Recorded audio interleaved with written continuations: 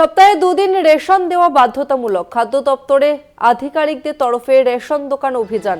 Ration সামগ্রী বন্টনে অনিয়ম হচ্ছে কিনা তা খতিয়ে দেখবে আধিকারিকেরা, এমনটাই কিন্তু খবর পাওয়া যাচ্ছে খাদ্য দপ্তর সূত্রে। সপ্তাহে দুদিন করে রেশন বাধ্যতামূলক। সপ্তাহে দুদিন করে রেশন বাধ্যতামূলক। খাদ্য দপ্তরের আধিকারিকদের তরফে রেশন দোকান অভিযান। রেশন সামগ্রী বন্টনে অনিয়ম হচ্ছে কিনা তা খতিয়ে দেখবেন আধিকারিকেরা, এমনটাই কিন্তু খাদ্য দপ্তর সূত্রে জানা যাচ্ছে।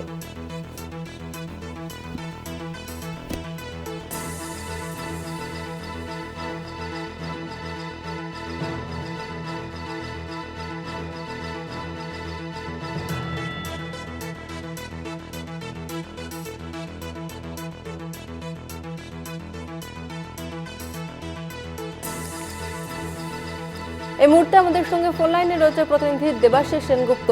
দেবাশিস, রেশন নিয়ে ঠিক নতুন নির্দেশিকা কি জারি করা হলো? দেখো, রাজ্য সরকারের কাছে, খাদ্য দপ্তরের কাছে বিভিন্ন জেলা থেকে যে অভিযোগ আসছিল যে রাজ্য সরকার যে দুয়ারে রেশন প্রকল্প ঘোষণা করেছে, সেই দুয়ারে রেশন প্রকল্প একদিকে যেমন ঠিক মতো সমস্ত ডিলার দিচ্ছিল না, বেশ কিছু ডিলারের বিরুদ্ধে সরাসরি অভিযোগ ছিল যে তারা সেই দুয়ারে রেশন পৌঁছাচ্ছে না।